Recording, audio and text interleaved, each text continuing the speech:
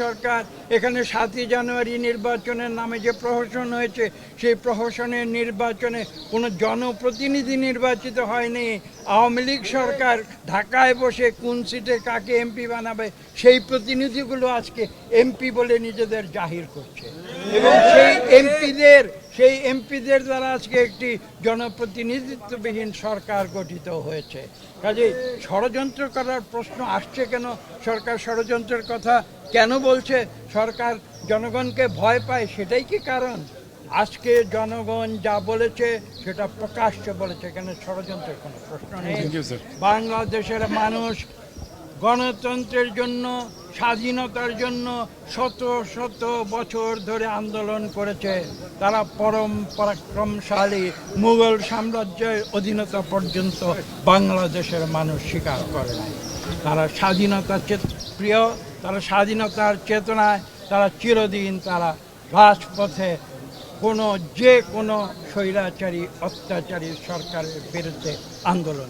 বাম ডান মধ্য সবাই তো প্রকাশ্যে বলছে যে এই সরকার বাংলাদেশকে ধ্বংস করে দিয়েছে। এখানে এদেশের প্রতিটি প্রতিষ্ঠান ধ্বংস করে দেওয়া হয়েছে।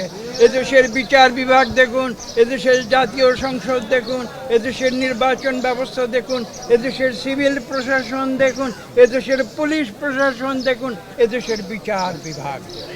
এখানে ষড়যন্ত্রের তো কোনো প্রশ্ন নেই। সরকার প্রকাশ্যে এই অপকর্মগুলো করে গিয়েছে। বাংলাদেশের 18 কোটি মানুষ ডান বাম মধ্য সবাই মিলে প্রকাশ্যে বলছে যে বাংলাদেশে এই অবস্থা চলতে পারে না। আজকে বাংলাদেশকে নতুন করে গড়ে তুলতে হলে যেটা প্রয়োজন সেটা হচ্ছে বাংলাদেশে আজকে গণতন্ত্র ফিরিয়ে আনতে হবে। যে গণতন্ত্রের জন্য বাংলাদেশের লক্ষ লক্ষ মানুষ মুক্তিযুদ্ধে তাদের বুকে রক্ত ঢেলে দিয়েছিল। আজকে রাজপথে বিএনপির যে সংগ্রাম সেটা হচ্ছে একটা পরিবর্তনের জন্যে। বাংলাদেশে একদলীয় শাসন চলতে পারে না, কারণ বাংলাদেশের মানুষ একদলীয় শাসনে বিশ্বাস করে না। তারা ভোটের অধিকার চায়, তারা কথা বলার অধিকার চায়, এবং সেই কারণে তারা বেঁচে থাকার অধিকার চায়। তারা অর্থনীতির যে একটি ন্যূনতম সাম্য, সেই অধিকার তারা ফিরে পেতে চায়। এদেশের দরিদ্র মানুষের লক্ষ লক্ষ কোটি টাকা এই সরকার আজকে বিদেশে পাচার করে দিয়েছে। সরকার এদেশে গণতন্ত্রের পরিবর্তে একটি অলিগার্কি সৃষ্টি করে তাদের আশীর্বাদ পুষ্ট মুষ্টিমেয় কয়েকজনের হাতে এই দেশের সমস্ত সম্পদ কুক্ষিগত করার সুযোগ করে দিয়েছে।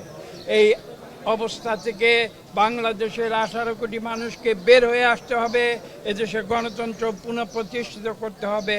সেই কারণে আমরা রাজপথে আছি, রাজপথে থাকব, এবং ওলামা দলের প্রতি আমি আহ্বান জানাবো যে বাংলাদেশের জনগণের যে